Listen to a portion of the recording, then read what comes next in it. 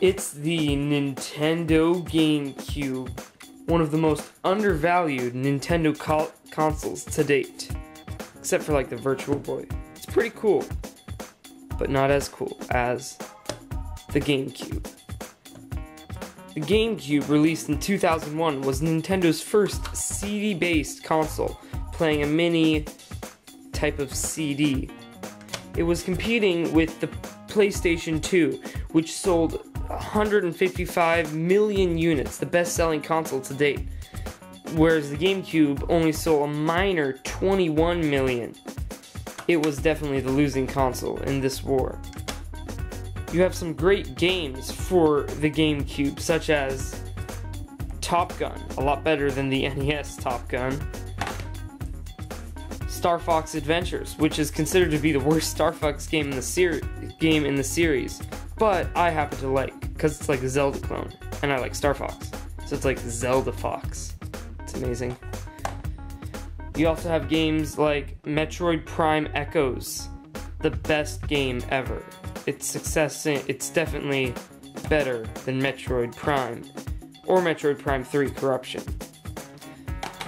You have ports off other consoles like Medal of Honor Rising Sun and Crazy Taxi, ported off the arcade onto the Sega Dreamcast, from the Sega Dreamcast to the GameCube.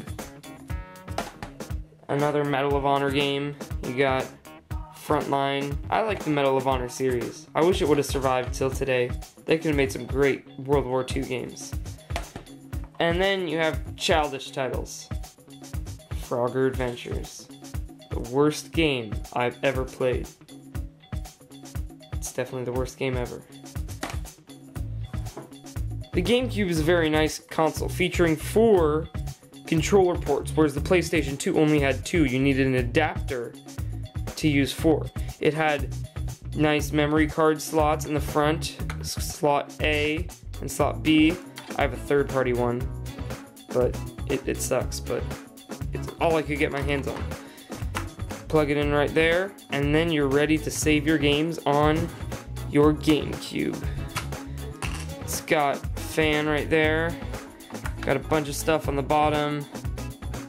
Nintendo Gamecube barcode. You got some expansion ports right there, I'll get into that in a little bit.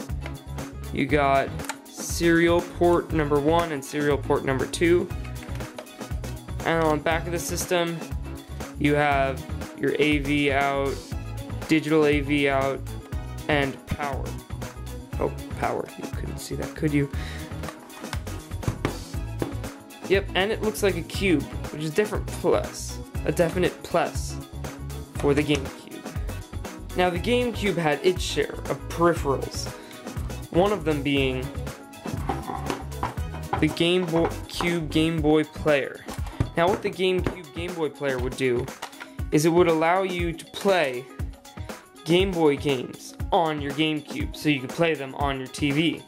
What you do, push it in the bottom of your GameCube, spin in these little screws, flip it over, then pop in the startup disc.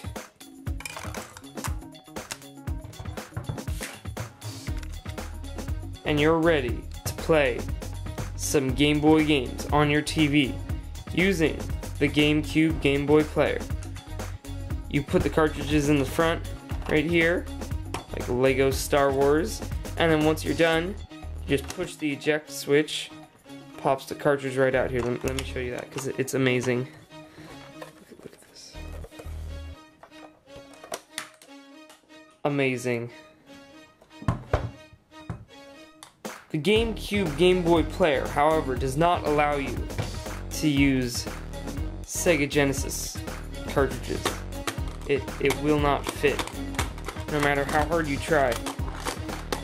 I think Nintendo should have let you play Sega Genesis cartridges on your GameCube. That would have been truly amazing. But doesn't fit. Maybe it'll fit in the front.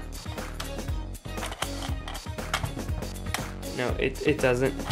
You're gonna have to get a Sega Genesis to play a Sega Genesis cartridge.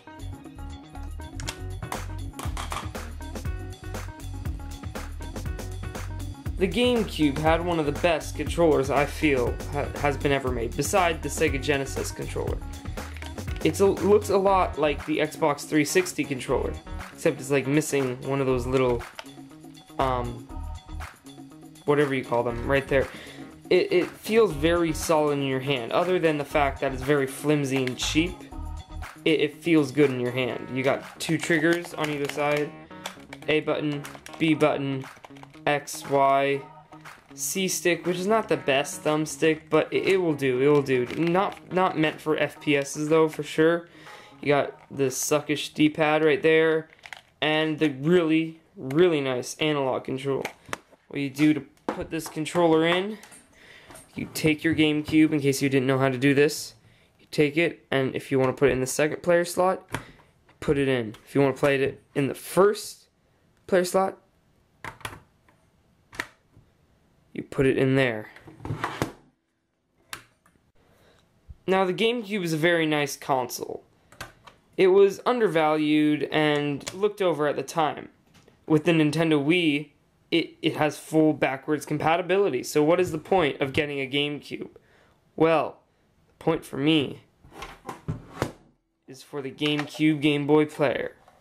This is the one reason you should get the GameCube, unless you already have an NES and you have the NES Game Boy player. But it does not play Game Boy Advanced cartridges, which is a very nice addition, I feel. And this is the one reason I have a GameCube. Actually, I actually also like Metroid Prime Echoes, and you have to play that on GameCube. If you don't, you have no life. I'm sorry.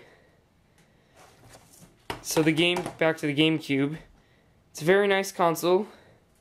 Not worth buying if you have a Wii, unless you love Game Boy games, or if you're a hard Nintendo fan and you just have to have every single Nintendo console. In that case, you need to get the GameCube.